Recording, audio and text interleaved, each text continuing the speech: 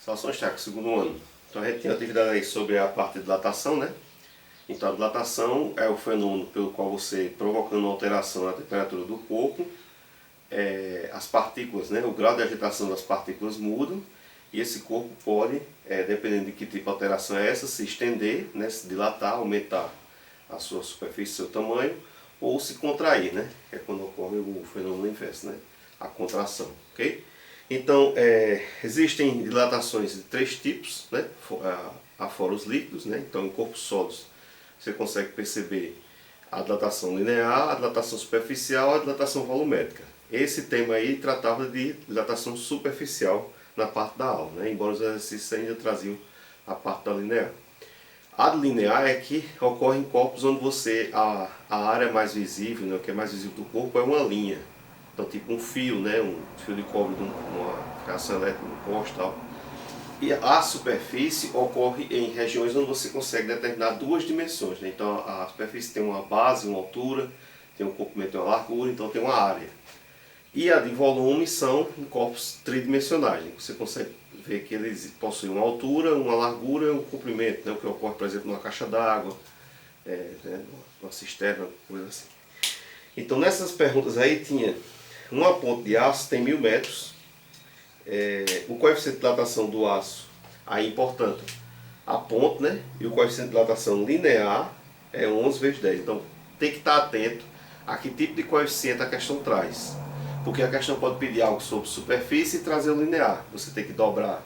Pode pedir algo de volume e trazer o linear, que você tem que aumentar, né? Triplicar, aumentar 3 vezes. Porque esse coeficiente linear ele ocorre em cada dimensão. Se você tratar uma questão com área, são 2 dimensões, então multiplicar por 2. Se tratar com volume, são 3 dimensões, multiplicar por 3.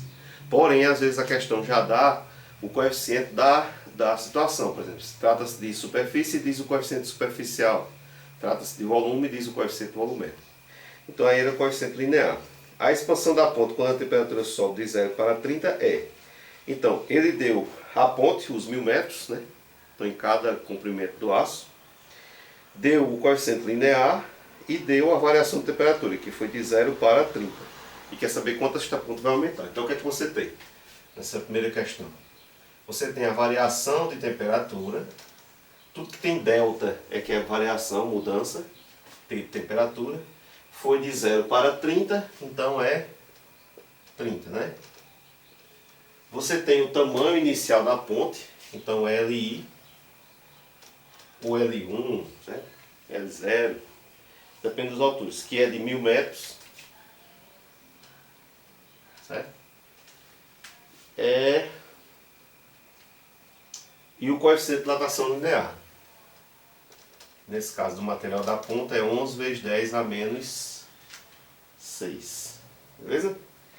Então, para calcular a dilatação sofrida, certo? Ou seja, a variação do comprimento, né? Por isso que se diz ΔL, é o que ela tinha no início, vezes o coeficiente, vezes a variação de temperatura.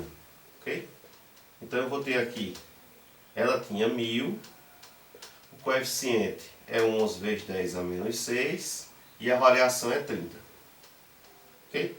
Para fazer esse cálculo, você tem multiplica 1000 vezes 11 vezes 30, ou pode fazer o seguinte, você faz 3 vezes 11, que é 33, aqui é 1 é neutro, né? E quantos zeros? Os 3 zeros do 1000 e o zero do 30. Ok? Então 1000 vezes 11 vezes 30 dá esse valor aqui. 3 vezes 11, bota esse zero aqui e esses 3 zeros aqui, são 4. Vezes 10 a menos 6. Ok?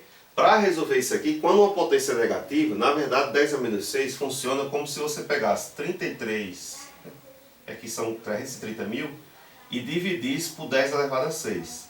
Toda potência negativa ela vai para baixo, se tornando positiva, em cima fica 1. Então 1 é neutro, vai ser colocar. Então é como se você tivesse 330 mil dividido por 1 com 6 zeros, né? 10 elevado a 6 é esse valor aqui, 1 milhão, 1 com 6 zeros. Vai cancelando, ó. O que é que sobra? Sobra 33 dividido por 100, ou 33%, ou 33 centavos. Você desloca duas casas por conta desses dois zeros. Ou seja, para não ter todo esse processo aqui, quando você tiver a potência aqui, que será negativa, porque esses coeficientes são que variam em cada partícula da matéria, então é uma coisa bem pequena, você só é deslocar a vírgula para a esquerda, o número vai ficar menor, a quantidade que tiver aqui. Então ela está aqui, que a vírgula sempre existe, embora você não veja, mas ela está sempre no número, é tipo 3 vezes 0, perdoe, 3,0 que é 3, né? 10,0 que é 10. 1, 2, 3, 4, 5, 6 casas. Então ela vem para cá para frente do 3. Então ela vai ser 0,33. Okay? Como as medidas estão em metros, então em metros. Ah, importante, isso responde a pergunta? Ainda não. O que é que você encontrou? Você encontrou o tanto que a ponte aumentou. A pergunta é, a expansão da ponte quando a temperatura sobe é de... Ah, beleza. Está pedindo só o que expandiu. Então é isso aí mesmo. Se pedisse, por exemplo, a ponte ficou com quanto? Qual é o novo tamanho? Qual é o novo comprimento? Aí tinha que juntar com o que ela tinha antes. Ok? Não é o caso. Hã? Depois procura. Na questão 2. Um fio de alumínio tem 100 centímetros. Então agora minha aluna dá para centímetros. Sabendo que o coeficiente de dilatação linear do alumínio, ó, de novo, linear, né? É fio e tal. É 22 vezes 10 menos 6, determina a dilatação sofrida pelo fio ao aquecê-lo até 100. Então ele estava em 0, esquentou até 100. Variação de temperatura, 100, né?